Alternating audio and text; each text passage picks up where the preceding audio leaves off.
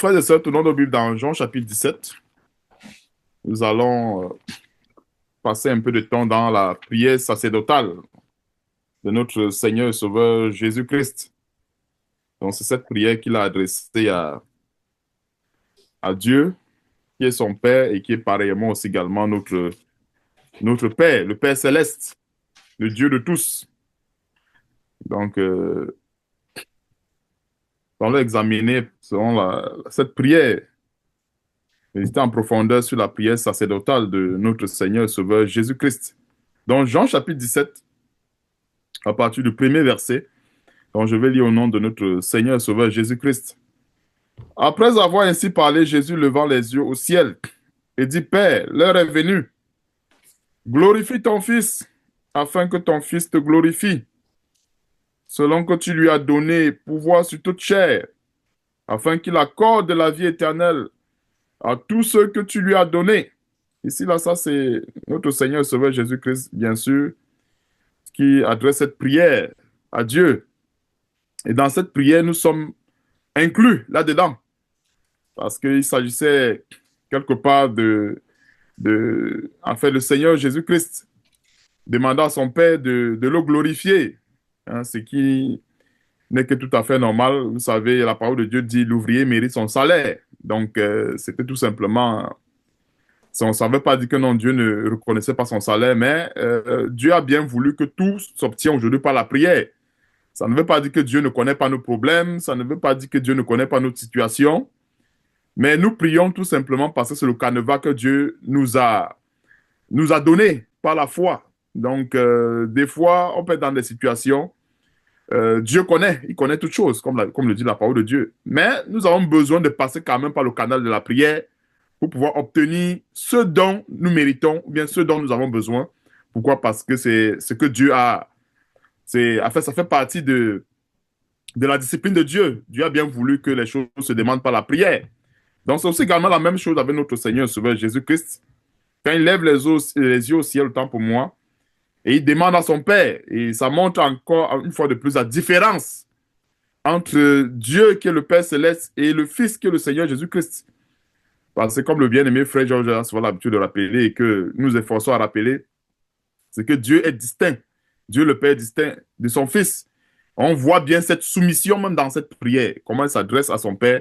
Il demande à son Père de le glorifier afin que, selon ce qui est écrit au verset 2, afin que lui aussi également, c'est-à-dire le Fils, puisse également accorder la vie éternelle à tous ceux que Dieu lui donnera par la foi, c'est-à-dire tous les chrétiens que Dieu appellera en aussi grand nombre, après, que ce soit après les disciples, que ce soit après nous. Donc, tous ces gens, nous sommes tous inclus dans cette prière. Verset 3. Or, la vie éternelle, c'est qu'ils te connaissent, toi, le seul vrai Dieu. Et je vais souligner ce détail, le seul vrai Dieu, parce que il y a, il y a un verset qui peut prêter à confusion. Et ça, c'est dans l'épître de Jean. Quand nous voyons le verset 3 qui dit, oh, la vie éternelle, c'est qu'ils te connaissent, toi, le seul vrai Dieu. Et on va souligner ensemble le détail, le seul vrai Dieu. Et il y a une différence entre le seul vrai Dieu et l'envoyé. On va le voir plus tard dans 1 Jean chapitre 5. Donc, le seul vrai Dieu est celui que tu as envoyé, Jésus-Christ. Donc, raison pour laquelle on va aller dans 1 Jean chapitre 5, on va mieux comprendre pourquoi est-ce que je m'atteste sur ce détail, le seul vrai Dieu. Et ça c'est un détail euh, qui va normalement aider ceux qui sont encore, comment dirais-je, troublés par la divinité de notre Seigneur et Sauveur Jésus-Christ. Qu'en fait, il n'y a pas de confusion à ce. En fait, Dieu n'est pas un Dieu de confusion. Donc, on parle le seul vrai Dieu. Ça ne veut pas dire que c'est Jésus-Christ qui est Dieu, mais c'est qu'il existe un Dieu qui se glorifie en son Fils. Donc, ce n'est pas Jésus-Christ. Donc, le seul vrai Dieu, donc, c'est, j'ouvre tout simplement une petite parenthèse sur le seul vrai Dieu. Donc, tournons nos Bibles, frères et sœurs, dans 1 Jean chapitre 5, au verset 20. Ça, c'est généralement un verset qui met dans la tourmente tous ceux qui croient que Jésus-Christ est son propre Père et bien son propre Fils. Dans 1 Jean chapitre 5, verset 20, il est écrit, nous savons aussi, bon, commençons à partir du verset 18, il faut vraiment être dans le contexte, parce que vous savez, très souvent, pour comprendre la parole de Dieu, il faut prendre tout le contexte. Parce qu'en général, les interprétations, comment les gens réussissent à faire l'interprétation particulière de la parole de Dieu, c'est que il enlève un verset de son contexte. Et quand on enlève un verset de son contexte, chacun peut comprendre à sa manière ou bien à sa façon. Alors, lorsque nous prenons tout le contexte avec le verset, nous avons la compréhension exacte. Donc, je vais nous prier de commencer un peu plus haut pour être vraiment dans le bain. Donc, verset 17, commençons à partir du verset 17. Toute iniquité est un péché, et il y a tel péché qui ne mène pas à la mort. Verset 18. Nous savons que quiconque est né de Dieu ne pêche point, mais celui qui est né de Dieu se garde lui-même, et le malin ne le touche pas. Donc, ici, il s'agissait d'un sujet du péché, et le sujet était ici Dieu. Enfin, le sujet de cette question, c'était Dieu. Il s'agissait de Dieu ici. Donc, c'est quiconque est né de Dieu, pas quiconque est né de Jésus-Christ. Quiconque est né de Dieu ne pêche point, mais celui qui est né de Dieu se garde lui-même et le malheur ne le touche pas. Verset 19. Nous savons que nous sommes de Dieu. On continue toujours avec le même sujet. C'est-à-dire que c'est, parce qu'en général, pour comprendre des versets, c'est-à-dire on comprend le sujet depuis le début. On parle toujours de Dieu. Donc, nous savons que nous sommes de Dieu et que le monde entier est sous la puissance du malin. Verset 20. Nous savons aussi que le Fils de Dieu est venu. Là, maintenant, le sujet est un peu plus élargi. C'est-à-dire, nous rentrons un peu plus en profondeur dans la connaissance de ce Dieu-là. C'est-à-dire que Dieu a été évoqué de manière sommaire dans le verset 18 et le verset 19. Maintenant, nous rentrons en profondeur dans la connaissance de ce Dieu-là. C'est d'où le verset 20. Nous savons aussi que le Fils de Dieu est venu et qu'il nous a donné l'intelligence pour connaître le véritable. Quel véritable? On ne peut pas dire le véritable Fils. Je ne sais pas si vous comprenez un peu. Connaître quel véritable? Le véritable Dieu, bien sûr, puisque c'est de ça qu'il est question depuis le verset 18 et le verset 19. On parle d'un même sujet, et au verset 20, on rentre en profondeur pour justement mieux expliquer de quoi il est question. Alors, pour parler de Dieu, il faut d'abord parler de Jésus-Christ. Ça, c'est clair. C'est pour ça qu'il dit dans Jean chapitre 14, verset 6, Jésus-Christ est le chemin, la vérité et la vie. Donc, on ne peut pas parler du vrai Dieu s'il n'y a pas Jésus-Christ. Ce n'est pas possible. Donc, c'est pour cela que le verset 20 nous éclaire encore en profondeur sur ce véritable Dieu-là. Donc, et qui nous a donné l'intelligence pour connaître le véritable. Il ne s'agit pas du véritable Fils, le véritable Dieu. Et nous sommes dans le véritable. Il s'agit toujours du véritable Dieu. En son Fils Jésus-Christ. Donc, quand nous sommes en Jésus-Christ, nous sommes dans ce véritable Dieu qui est le créateur du ciel et de la terre, qui est le Père de notre Seigneur et Sauveur Jésus-Christ. C'est pour ça que je demande qu'on souligne au verset 3 quand il a dit le seul vrai Dieu. Donc, c'est la même chose. La parole de Dieu, c'est-à-dire qu'il n'y a pas de... C'est la même parole. C'est-à-dire, des fois, le contexte peut un peu changer. Il peut y avoir des ajouts, il peut y avoir des approfondissements dans la parole de Dieu, mais le contexte initial reste pareil. Dieu ne change pas. Dieu ne va pas dire à un moment donné dans sa parole que non, il est le Fils. Après, quelque part, il dit que non, non, Dieu, notre Dieu n'est pas un Dieu de confusion. Ça doit être vraiment un sujet qui est clair parmi nous. Donc, à savoir, verset 20, et nous sommes dans le véritable, en son Fils Jésus-Christ. On ne peut pas dire, ça serait un petit peu insensé qu'on parle de Dieu et maintenant qu'on introduit le Fils pour approfondir ce Dieu-là, maintenant on oublie rapidement le sujet de départ et on tombe maintenant dans le Fils. Et ça, vous voyez, ça serait une forme de confusion. Parce que depuis le verset 18-19, c'est de Dieu qu'il est question. Maintenant, donc, quand on arrive donc, pour développer en profondeur de quel Dieu il est question, on ne peut pas développer le sujet du vrai Dieu sans parler du Fils qui est notre Seigneur et Sauveur Jésus-Christ. Alors, donc, c'est pour ça que le verset 20 nous fait comprendre ceci.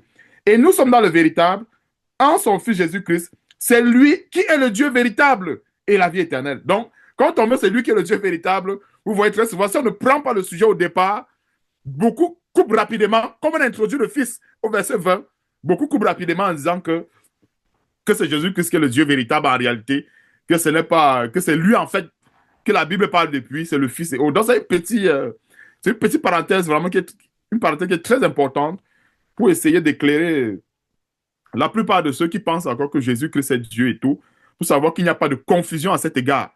Donc, il n'y a aucune confusion à cet égard. Pourquoi? Parce que quand nous voyons dans la prière sacerdotale du Seigneur Jésus-Christ, il mentionne lui-même la connaissance du seul vrai Dieu qui est en dehors de lui. Et quand nous partons dans l'épître de Jean reprend la même chose en approfondissant, en fait, au verset 20, la connaissance de ce vrai Dieu-là. Donc voilà un peu, je refais la parenthèse à ce niveau pour qu'on comprenne encore en profondeur que quand le Seigneur Jésus-Christ parle du vrai Dieu, il ne parle pas de lui-même, il parle justement de celui qu'il a envoyé, c'est-à-dire son Père qui est pareillement également aujourd'hui notre Père céleste.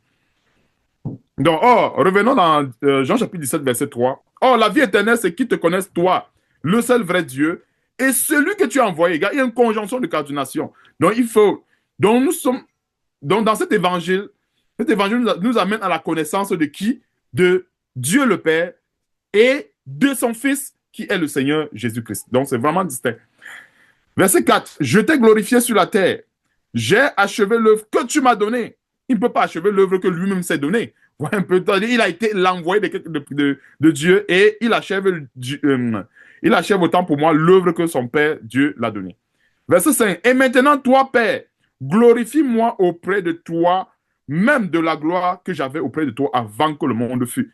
Et ceci montre en clair que notre Seigneur Jésus-Christ a toujours été en harmonie avec son Père céleste depuis que le monde fut. C'est pour ça que dans l'Apocalypse, il est écrit que je suis l'alpha et l'oméga. Et, et très souvent dans la compréhension des versets, on ne peut pas comprendre les choses spirituelles avec notre petit cerveau, c'est-à-dire avec notre petit entendement. Et même même quand l'Apocalypse parle du trône de Dieu et du trône du Seigneur Jésus-Christ, s'il faut voir le trône là, en fait, comment dirais-je, comme une chaise des hommes, ça peut troubler. Et très souvent, pour comprendre les choses spirituelles, nous devons le comprendre avec l'esprit. Et non seulement le comprendre avec l'esprit, mais le comprendre aussi également comme des enfants. Parce que, quelque part, c'est ça qui nous aide aussi également dans la compréhension. Parce que si on dit à un enfant qui a un père et un fils, pour l'enfant, c'est un père et un fils. L'enfant ne va jamais ramener le père et le fils sur la même ligne en disant que non, le père égale au fils. Je ne sais pas si vous comprenez un peu de quoi il est question. Donc, quand il y a un père et il y a un fils, ça veut dire qu'il y a une autorité parentale et il y a un fils qui est soumis à l'autorité parentale, qui est l'autorité, dans le cas d'espèce, du père. Donc, verset 5, et maintenant, toi, Père, glorifie-moi, ça c'est la prière sacerdotale, auprès de toi, même de la gloire que j'avais auprès de toi avant que le monde fût. Donc, voici un détail qui nous montre que le Seigneur Jésus-Christ avait une gloire auprès de son Père avant toute chose. C'est-à-dire, avant la création de toute chose, le Seigneur Jésus-Christ, il avait une gloire, il avait une place auprès de son Père. Et c'est depuis cette position qu'il a été envoyé pour venir sauver l'humanité. C'est-à-dire, ce n'est pas Dieu lui-même qui s'est fait, comment on dirait, c'est-à-dire, quand on parle de la parole de Dieu, s'est fait chair. Et nous avons tous les détails dans la parole de Dieu. La Bible dit que Jésus-Christ est la parole de Dieu. Donc, la parole de Dieu s'est fait chair, ça ne veut pas dire que c'est forcément Dieu qui s'est transformé en chair littéralement. Non, la parole de Dieu s'est fait chair. Alors, nous avons une similitude, comme dans l'Apocalypse chapitre 19, verset 13, Jésus-Christ est la parole de Dieu. Alors, le Père qui envoie son Fils, ça c'est une démonstration claire de la parole de Dieu qui s'est fait chair. Parce que c'est Jésus-Christ qui est la parole de Dieu. Vous voyez un peu? Alors, Jésus-Christ, qui est la parole de Dieu, lui s'humilie, vient en chair, sauver l'humanité. Et nous voyons ici en clair que quand il prie, il demande au Père de le glorifier, de la gloire qu'il y avait avant. Donc nous comprenons que l'historique de sa venue sur la terre, c'est-à-dire que le Seigneur Jésus-Christ ne commence pas à exister, aujourd'hui on va dire, entre guillemets, dans le ventre de Marie. Il existait avant même que le monde fût. Et il a toujours été en harmonie avec Dieu depuis la création. Donc c'est pour cela qu'il peut avoir, comme nous voyons dans l'Apocalypse, Jésus-Christ dit, je crois qu'il y a des versets où Jésus-Christ se présente comme l'alpha et l'oméga. C'est tout à fait normal. Donc, il est au commencement de toutes choses et toutes choses subsistent en lui. Mais ça ne veut pas dire qu'en fait, il n'a plus une autorité au-dessus de lui. Non. Il y a tout simplement une harmonie, il y a une harmonie profonde entre le Père et le Fils, à telle enseigne que si, comme je dirais, si on ne rentre pas en profondeur dans les Écritures, pour ceux qui s'arrêtent dans les détails superficiels, peuvent penser que c'est la même chose, alors qu'en réalité, ce n'est pas la même chose. Il y a une autorité. Le Seigneur Jésus-Christ a l'autorité de son Père et c'est en se soumettant à cette autorité qu'il est venu, bien sûr, accomplir l'œuvre de la croix, telle que nous le connaissons. Verset 6. J'ai fait connaître ton nom. Le nom de qui? Ce n'était pas son nom. Hein? Il a fait connaître le nom de son Père, le nom de Dieu. J'ai fait connaître ton nom aux hommes que tu m'as donné du milieu du monde. Ils étaient à qui? Ils étaient à toi. Donc, c'est ces gens. C'est ça qui nous montre en fait que Dieu est le Père des esprits, comme la Bible le dit, et c'est lui qui donne le souffle de vie à tout homme. Maintenant, donc, Dieu a donc décidé de confier les âmes à son Fils Jésus-Christ. Et c'est ce qui s'est passé. Il a confié ses âmes à son Fils. Et même jusqu'à aujourd'hui, le Seigneur Jésus-Christ, il est le roi des rois sur un royaume que Dieu l'a donné. Dieu l'a donné. Et j'ai très souvent compris ça de manière plus simple avec la royauté de Joseph. Dans l'Ancien Testament, la Bible dit que tout ce qui s'est fait dans les choses de l'Ancien Testament, il y a beaucoup de figures de Jésus-Christ dedans. C'est l'ombre des choses à venir. Et si on regarde bien avec la royauté de Joseph, Joseph était en réalité le roi. Hein? Il était en réalité le roi en Égypte. Mais tout ce qui fait la différence entre Joseph et Pharaon, c'était que le trône. Mais toutes les décisions étaient prises par Joseph. Quand il fallait n'importe quoi en Égypte, c'était Joseph. Mais, et si on regarde bien, si on a bien suivi l'étude de Genèse, je crois que le frère Joe l'avait donné, et si on a bien médité dans Genèse, on va bien comprendre que Joseph, en réalité, était pleinement soumis à Pharaon. Il était soumis à Pharaon, bien qu'ayant tous les pouvoirs. C'est-à-dire que Joseph pouvait outrepasser le pouvoir de Pharaon, mais il ne l'a pas fait. Parce que même quand sa famille est arrivée, il allait informer son chef. Tu vois un peu, bien qu'ayant un pouvoir, entre guillemets, discrétionnaire, qui, par exemple, par orgueil, ne le permettait pas de le faire, mais il reconnaissait quand même qu'il y a un pharaon qui l'a placé à cette position et qui devait lui rendre compte. Tu vois un peu, même si ce n'étaient pas des choses qui étaient, comment dirais-je, que peut-être Pharaon n'entendait pas, mais il avait ce devoir-là d'honorer l'autorité de Pharaon. Et c'est la même chose que nous avons avec le Seigneur Jésus-Christ. Tout lui a été soumis et le Seigneur Jésus-Christ a reçu l'autorité sur toute chair, mais tel que nous le voyons encore une fois de plus, avec cette autorité, il n'a pas utilisé cette autorité pour défier celui de son Père qu'il a envoyé, mais il a utilisé cette autorité justement pour nous donner le salut, pour en fait amener le royaume de Dieu qui était si éloigné vers nous. Je ne sais pas si vous comprenez un peu, parce que c'est ça la mission du Seigneur Jésus-Christ. Il est venu amener quelque chose qui était loin, il a rapproché vers nous. Et c'est pour cela qu'aujourd'hui, comme le Seigneur le dit, le Seigneur a dit, vous ferez les choses que je fais et vous en ferez de plus grandes. Ce n'était pas possible avant. Mais c'est possible aujourd'hui. Pourquoi? Parce que le Seigneur Jésus-Christ a été mandaté par le Père pour ramener les grandes choses justement vers nous. Donc, verset 6, j'ai fait connaître ton nom aux hommes que tu m'as donné du milieu du monde. Ils étaient à toi et tu me les as donnés et ils ont gardé ta parole. Maintenant, ils ont connu que tout ce que tu m'as donné vient de toi. Verset 8, car je leur ai donné les paroles que tu m'as données et ils les ont reçues. Et ils ont vraiment connu que je suis sorti de toi et ils ont cru que tu m'as envoyé. Amen, amen. Dieu soit loué pour cet enseignement. Achille, il y a un frère du côté du Cameroun, Landry, qui dit ceci. Pardon, je voudrais savoir si le nom de Jésus est le nom de Dieu, car il est écrit en Jean chapitre 17, verset 11. Ceci, garde-les en ton nom, ce nom que tu m'as donné. Voilà, donc je ne sais pas si tu peux adresser cela très brièvement. Je reprends. Je voudrais savoir si le nom de Jésus est le nom de Dieu, car il est écrit dans Jean 17, 11, que garde-les en ton nom, ce nom que tu m'as donné.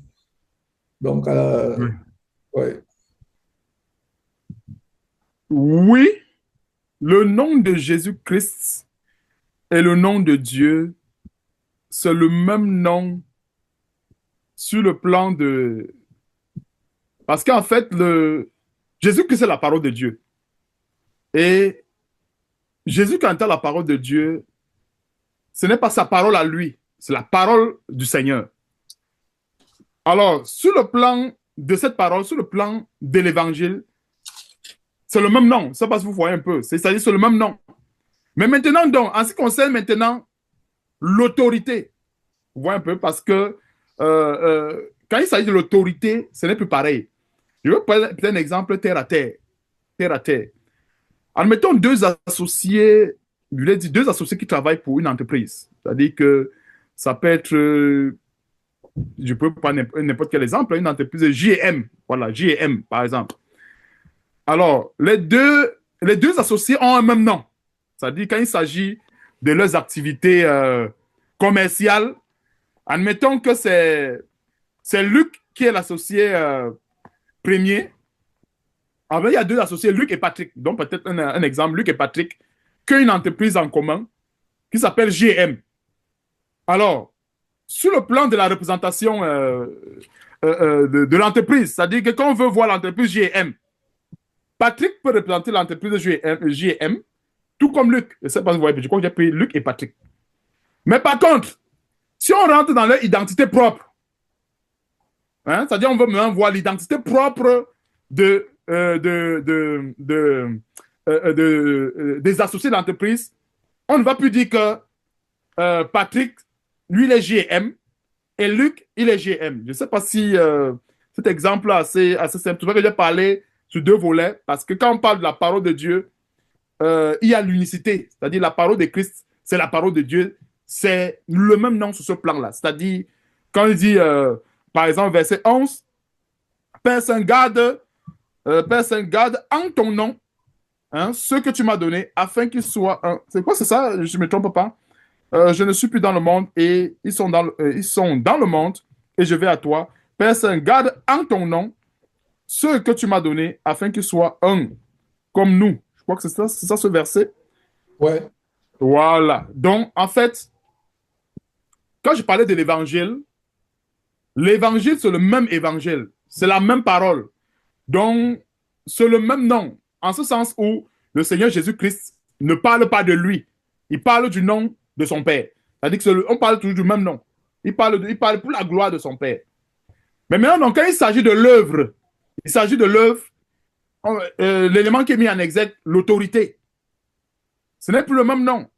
C'est-à-dire, le Seigneur Jésus-Christ, qui est le Fils, agit pour le compte de son Père, c'est-à-dire celui qui l'a envoyé. Et j'ai pris un exemple un peu simple, un peu comme deux associés, Luc et Patrick, qui ont une entreprise en commun, J&M. Donc, c'est pour dire que si, vous savez, est-ce que sur le plan des entreprises, il y a ce qu'on appelle la personne morale et la personne physique. Donc, en ce qui concerne la personne morale, si on veut voir J&M, Luc et Patrick peuvent représenter J et M. Pourquoi? Parce qu'ils ont une même personnalité morale. Mais, je ne sais pas si beaucoup de gens vont comprendre un peu quand je rentre un peu dans ce genre de droit. La personnalité morale de J et M, ça peut être imputé à Luc comme à Patrick parce que tous deux ont la même société. Maintenant donc, quand il s'agit de la personnalité physique, ce n'est plus...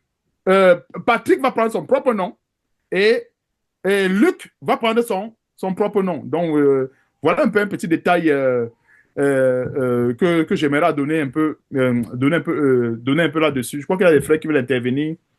Pas pour, Tout à fait, Achille. Avant de passer la parole à Claude, je ne sais pas si Landry est en train de suivre. Et si tu suis Landry, j'espère très bien que tu n'es pas influencé par cette doctrine diabolique de Jésus-Christ qui est en même temps son propre Père et son propre Fils. J'espère bien. J'aimerais poursuivre sur ce qu'Achille vient de dire en nous invitant d'aller très rapidement en Matthieu chapitre 1, le tout premier chapitre de Matthieu sur la révélation de la venue sur terre du Seigneur Jésus-Christ au travers de Marie.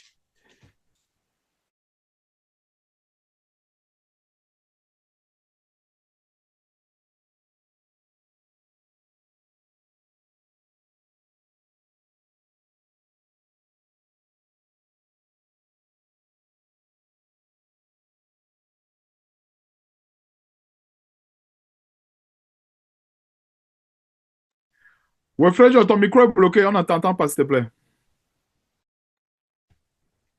Ok, quelle est la dernière parole que vous avez entendue? Achille, quelle est la dernière parole que vous avez entendue, que vous avez entendue? Matthieu chapitre 1. Ok, donc allons dans Matthieu chapitre 1, les révélations sur la venue de Jésus au ciel. Et je disais que j'espère que Landry n'est pas dans cette mouvance diabolique de Jésus qui a en même temps son propre Père et son propre Fils. Et si vous croyez en ce Jésus, vous croyez en un démon, vous croyez à Satan qui veut prendre la place de Dieu, qui veut être Dieu, être l'égal de Dieu. J'espère que cette question n'est pas fondée par rapport sur cette confusion. En fait, il ne devrait même pas avoir de confusion.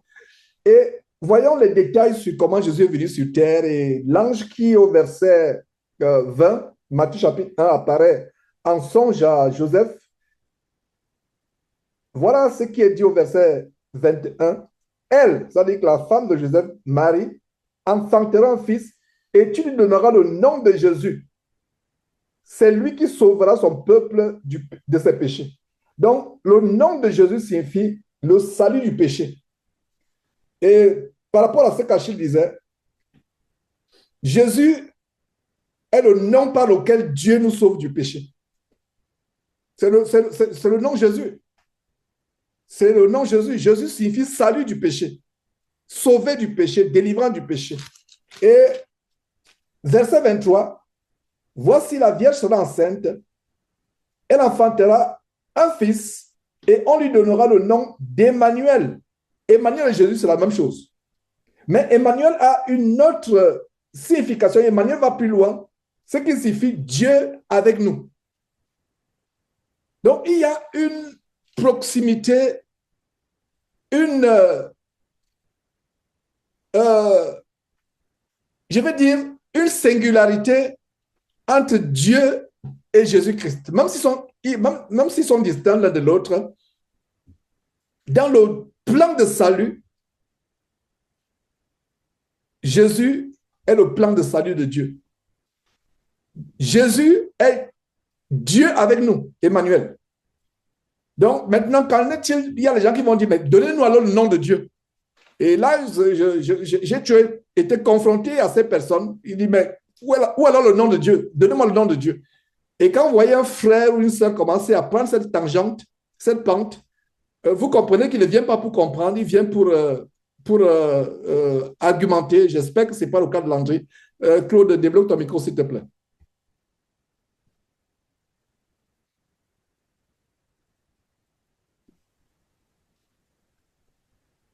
Gloire à Dieu, à mes chers frères, sœurs, que Dieu soit loué pour cette exhortation, enseignement, frère Achille. Je vais être très très rapide, c'est vraiment sur le point de Landry, Georges, pour aller dans la continuité de ce que vraiment, tu as rappelé, que Dieu a bien voulu que tu rappelles. Gloire à Dieu pour cela. Je vais juste rappeler un verset que nous connaissons tous, que nous citons tous sans cesse, qui est Philippiens 2, verset 9, verset 9 à 10, parce que souvent certains le citent, notamment ceux qui ont qui vivent cette confusion, qui ne vient, qui nous savons vient du diable, le citent à moitié, disons. Mais la parole de Dieu répond à toute interrogation elle-même. Parce que le verset, nous le citons, mais il faut aussi le comprendre, il faut vraiment le laisser vivre en nous. Il faut le laisser travailler en nous. Le verset que nous connaissons nous dit, c'est pourquoi aussi Dieu l'a souverainement élevé et lui a donné le nom qui est au-dessus de tout nom. Donc c'est Dieu qui lui a donné le nom. C'est Dieu qui a donné le nom au Seigneur Jésus-Christ. Ce nom-là, c'est Dieu qui le lui a donné. Afin qu'au nom de Jésus, tout genou fléchisse dans les cieux, sur la terre et sous la terre. Alors, lorsqu'on donne quelque chose à quelqu'un, il faut que la chose t'appartienne déjà. Je fais un don à quelqu'un, je ne peux pas faire un don à quelqu'un de la propriété de quelqu'un d'autre. Ce serait vraiment contre la loi, ce ne serait pas normal. Ce serait à la rigueur un vol. Mais le nom qui a été donné au Seigneur Jésus-Christ vient de Dieu. C'est le nom que Dieu a bien voulu lui donner afin qu'il exerce tout le pouvoir de Dieu, afin qu'il exerce notamment le pouvoir le plus, qui est le plus grand mystère que notre bien-aimé frère a souvent rappelé, celui qui nous délivre du péché, celui qui nous a arrachés du péché, qui nous a lavé du péché. Et il a rappelé par cette révélation qui est donnée depuis le premier chapitre du livre de Matthieu. Donc voilà, c'était juste vraiment pour aller dans la continuité, mes bien-aimés frères.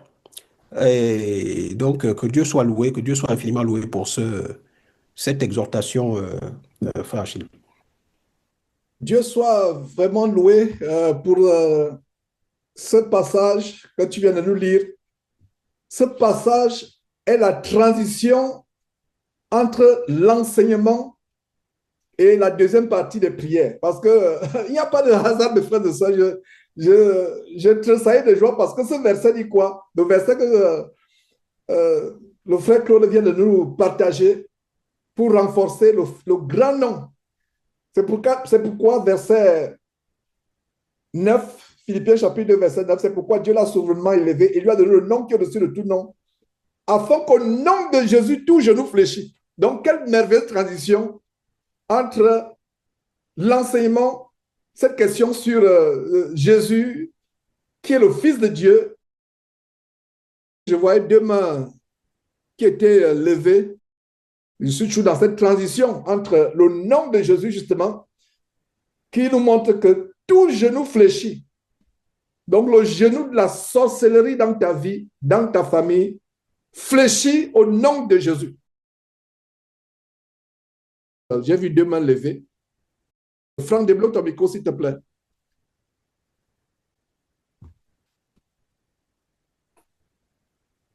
Oui, bonjour, vous m'entendez? Si vous me le permettez, c'était juste pour lire deux versets, en fait, dans la transition que tu es en train de faire, bien-aimé frère, et que Achille a faite. Le premier verset, c'est 1 Corinthiens, chapitre 15, verset 27. Par rapport à la suprématie du nom de Jésus-Christ, je vais juste lire ce passage pour nuancer un point, afin que ceux, justement, qui ont la confusion à ce niveau-là, sache que le Saint-Esprit apporte une nuance. 1 Corinthiens 15, verset 27. Je lis 1 Corinthiens chapitre 15, verset 27. Dieu, en effet, a tout mis sous ses pieds, mais lorsqu'il dit que tout lui a été soumis, il est évident que celui qui a soumis toute chose est accepté. Donc on voit ici que Dieu a soumis tout au nom de Jésus-Christ. Il lui a donné le nom qui est au-dessus de tous les noms. Mais le seul qui n'est pas soumis à ce nom, c'est Dieu le Père. C'est Dieu notre Père. Verset 28. Et lorsque toutes choses lui auront été soumises, alors le Fils lui-même sera soumis à celui qui lui a soumis toutes choses, afin que le Père soit tout en tous. Afin que Dieu soit tout en tous, autant pour moi. C'était juste pour lire ce verset, juste pour le lire en fait pour, voilà, dans la continuité de la transition qui était faite, que il y a quelqu'un qui est accepté, c'est celui qui lui a soumis toutes choses, Dieu notre Père. Deuxième passage, bien aimé, Hébreux chapitre 10, c'était le deuxième passage que je voulais lire. Verset 5. Hébreux 10, verset 5. Donc, je lis rapidement. C'est pourquoi Christ, entrant dans le monde, donc là, en fait, entrant là, on nous a appris à l'école, c'est le participe présent. C'est une action qui est en cours. Donc, on voit ici un moment où le Seigneur s'apprête à rentrer dans le corps de Marie, dans le ventre de Marie, quand le Saint-Esprit va lui former un corps. Qu'est-ce que la Bible dit? Tu n'as voulu ni sacrifice, ni offrande. Donc, c'est Jésus-Christ qui parle, en fait. Puisque la Bible dit, c'est pourquoi Christ, entrant dans le monde, dit. Donc, Christ dit ceci avant d'entrer dans le monde. Il dit ceci à qui? Il dit ceci à son Père. Tu n'as voulu ni sacrifice, ni offrande, mais tu m'as formé un corps. Donc, c'est Dieu le Père qui lui a formé ce corps dans le ventre de Marie. Et il continue. Tu n'as agréé ni holocauste, ni sacrifice pour le péché. Alors je dis, voici, dans le rouleau du livre, il est question de moi. Quel rouleau du livre? Il s'agit de la parole de Dieu. Donc, c'était par rapport au nom, en fait. Pour faire, ô Dieu, ta volonté. Verset 8. Après avoir dit d'abord, tu n'as agréé ni sacrifice, ni offrande, ni holocauste, ni sacrifice pour le péché, ce qu'on offre selon la loi. Il dit ensuite, voici, je viens pour faire ta volonté. Et il abolit ainsi la première chose pour établir la seconde. Verset 10. C'est en vertu de cette volonté que nous sommes sanctifiés par l'offrande du corps de Jésus-Christ une fois pour toutes. Achille a parlé justement de la vérité qui nous sanctifie. Et voilà un peu en détail comment on a été sanctifié. Lorsque Christ a pris le corps que son Père lui a formé, en venant faire non sa volonté, mais la volonté de son Père, pour que nous soyons sanctifiés par cette vérité-là qui est la volonté de Dieu. Voilà, bien aimé, c'est ces deux versets que je voulais lire, juste pour dans la continuité de ce qui était dit. Dieu soit loué.